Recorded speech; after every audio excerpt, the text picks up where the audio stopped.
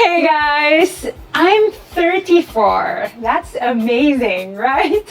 So if you've been following me on social media, it's been like a tradition that I post my learnings and the wisdom that I've gained in that whole year. This time, I thought of answering 34 questions from you. I want this to also be like our little heart-to-heart talk and maybe my way of honoring you also as we start the next chapter.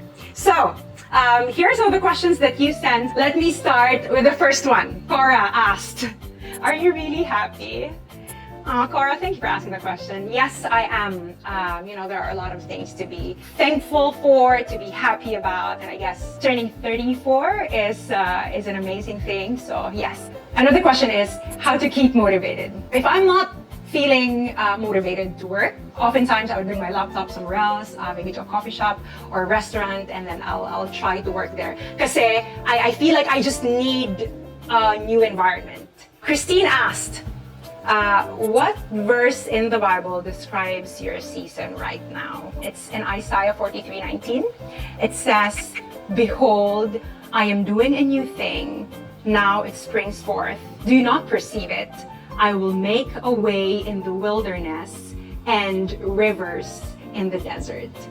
Ang ganda lang nito, Christine, because in the season, I feel like God is opening new doors and God is leading me to paths that I'm not really familiar and I'm afraid to navigate. Pero sabi niya, I will make rivers in the wilderness. And itong season na to is really a season to trust the Lord every step of the way. Another question is, when are you coming back to the UK? To my friends in the UK, guys, shout out po sa lahat sa inyo dyan. I don't know yet. Wala pang schedule, wala pang pagkakataon, but I really hope there would be another opportunity. Oh, college advice. To be curious is always a good thing. Be curious about other people's story. Be curious about how does it look like to have a new environment. Pero huwag mong hayaan yung curiosity mo ay mapunta sa kung saan-saan at kung saan ka ilid yan. Be with the right people. Tita bigla eh, no? Okay, next question from Lou. Despite your insecurities, how did you manage to improve confidence? I guess it's also good to look at ano ba yung mga bagay na kaya kong gawin. Instead of dwelling on our weaknesses and also our insecurities, maybe we can also dwell on what are my strengths or what are the things that I can do. Saska asked, if you could ask God one question, what would it be? Oh no, hindi ko na pag-isipan to. This is a difficult question, actually. I'd probably say, oh, how's my father doing? It would be nice to know. How's my earthly father doing? I want to serve the Lord Jesus and people like what you're doing, but how do I do it? Valen asked. I'm part of an organization. It's called SIPAG, or Simula ng Pag-asa, and it's a community empowerment and community development organization. But I would say there are a lot of opportunities to serve in the church, be it in your ministry, be it in school. Marami, sobrang dami. I guess the fact that you want to serve is already the first step to it. And then the next step would be probably finding the right organization to be part of. So, another question is, what are you willing to sacrifice in order to succeed? Ganda naman ito. Parang pang pageant to, actually. Of course, if we want to succeed, there are really things that we need to sacrifice. Pero when we say we want to sacrifice, hindi naman to the point na sa sobrang gusto mong mag-succeed ay sobra mo nang sinakripisyo yung buhay mo to the point na nasira ka na nung idea of wanting to succeed. So I guess there should be a balance there. Old Rose. I love Old Rose. Goodness of God. Yan talaga. It's Isaiah 43:19. Coffee. Palagi yan. Kahit masakit na yung sikmura ko, kape pa rin. I'd say sa Shmita Sen has really impacted my life. I am still starstruck every time that I would see her. Piolo. Piolo pa rin po talaga. First, now, forever. Ten. Piolo. Aika asked, when was the last time you felt invincible? Ang hirap naman ng tanong ni ma'am. I guess a few weeks ago, when I was actually starting to doubt, like, eto ba talaga yung track na gusto ng Panginoon sa akin? But when I was doing my quiet time and just having that conversation with the Lord, the reassurance that I got from Him, I think really made me feel like, okay, I'm invincible as long as I am with my Father. Hannah asked, anong mga struggles mo nung nagsimula kang magkaroon ng disciples? Hannah, alam mo, one of the struggles was I feel like I am not in the position to disciple other ladies because I myself is not yet equipped to disciple others. Pero alam mo, mali ba lang thinking yun, Hannah? Kasi when we disciple, it's not about us, it's not about how equipped we are, it's really our obedience to the Lord, and He will equip us. So, we can be confident on that. Belle asks, paano nag-start ang calling ni Lord sa life mo? I guess depende. It really started when I came to know the caller, because I will never hear His call if I will not know in the first place who the caller is, and that is my Father. Gino asks, hi Gino! If pageantry wasn't part of your life, what would you be doing today? Honestly, Gino, one of the dreams was to become a flight attendant. Yun talaga yun eh. Yun naman talaga yung pinunta ko ng Maynila kasi gusto ko maging flight attendant. For question number 20, what's your advice for a woman who is about to turn 20? Aw, that's nice. You know, probably you'll feel like I'm already getting old. Or maybe you would feel the pressure na, nako, 20 na ako, I should be doing something already. Or I should figure life out because I'm already 20 years old. Take it easy.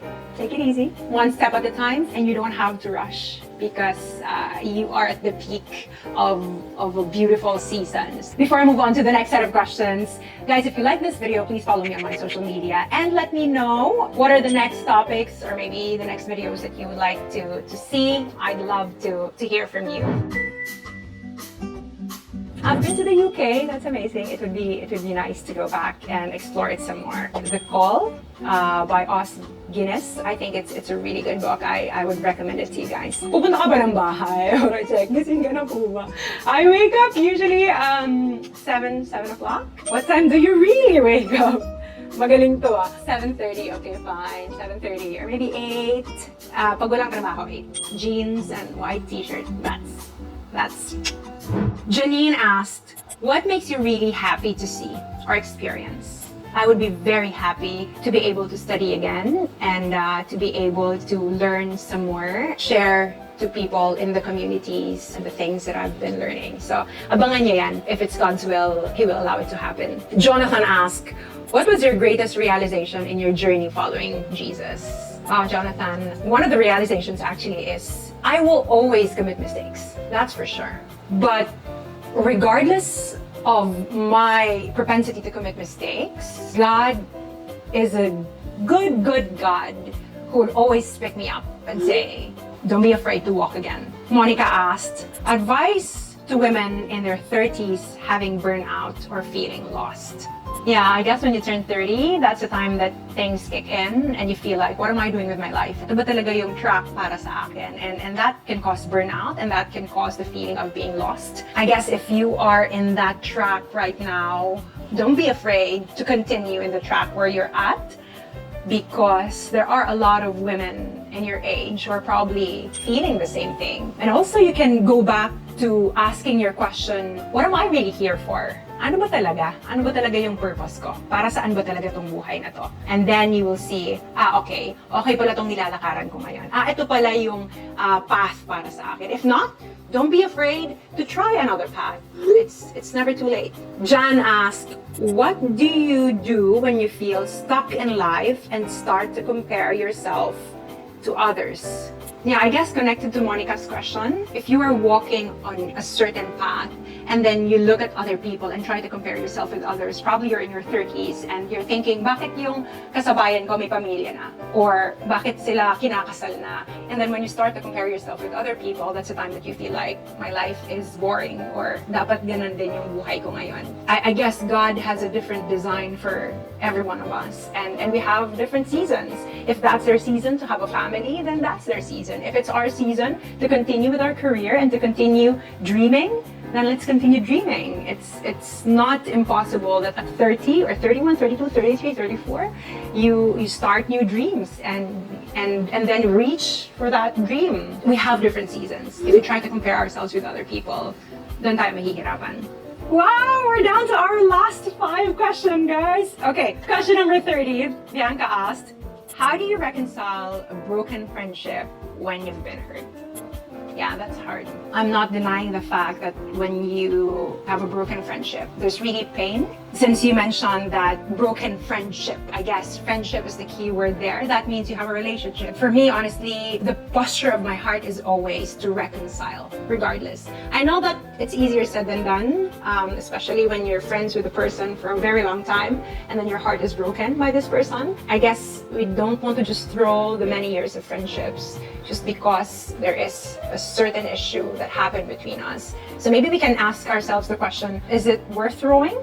Or is it worth keeping? 31. What is your advice for single women at your age still waiting for a life partner?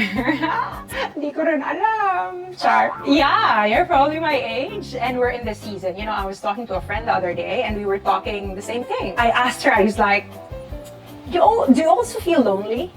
She said, yes, I feel lonely. And that's a reality. So if you feel lonely, it's okay to cry. Totally. It's so okay to cry and tell the Lord, Lord, I'm so lonely at this very moment. It's okay to be lonely. We can always cry out to the Lord. But then the following day, you know, the Bible says His mercies are new every morning. So let's move forward and then let's really wait until the Lord. Darlene asked, how will you know if an opportunity you have is God's will? You know, Darlene, this is such a good question. It's so easy to say, oh, this is such a good opportunity. I think this is God's will. But I guess just like a father, when we know our father, when we have a constant communication with our father, or whoever, maybe your mom or your sibling, if you have this constant communication with them, you will know if a certain thing or a certain action is something that they approve. Constant, intimate communication and relationship with the Lord will help us figure out if the thing that we're about to do is His will or not. Astrid asked, what's the best thing you like about being a Christian? Alam mo, Astrid, sa totoo lang wala talaga akong ambag. I know that I'm here only because of God's grace. It's not because I'm good. It's not because, you know, I've done a lot of good things or helped people.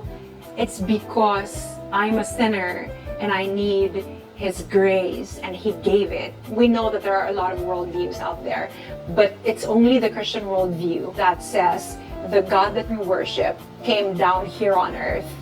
And then, nung pumunta siya sa lupang to, binigay niya yung buhay niya. Hindi niya naman dapat gawin yun eh. Pero binigay niya yung buhay niya para sa atin. So that we can have the life na dapat ay hindi mapupunta sa atin. Pero binigay niya yun. It's anchored on evidence. History can prove that. Science can prove that.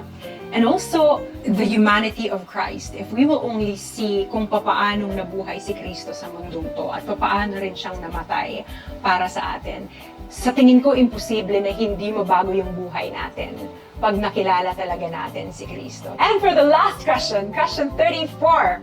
What's a major mistake in your life? And what did you do to make it right? You guys know that I've been asked this question many times. But if I would answer that question, I'd probably say the biggest mistake that I have done in this life is to think that I have no mistakes at all. We make mistakes, we commit mistakes, and sometimes we think, you know, napantanda ko na 34 na ako, ano nang mangyayari sa buhay ko. But again, it's okay to make mistakes. From there, we learn, and then we improve.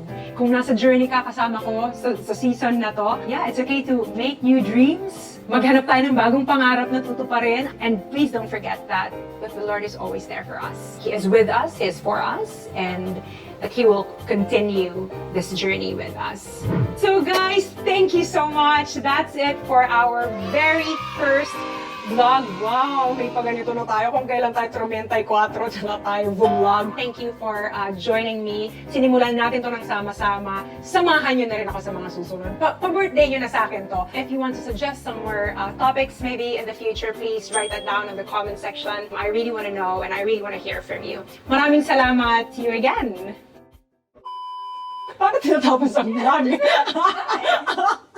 Okay guys, maraming salamat. I'll see you again soon.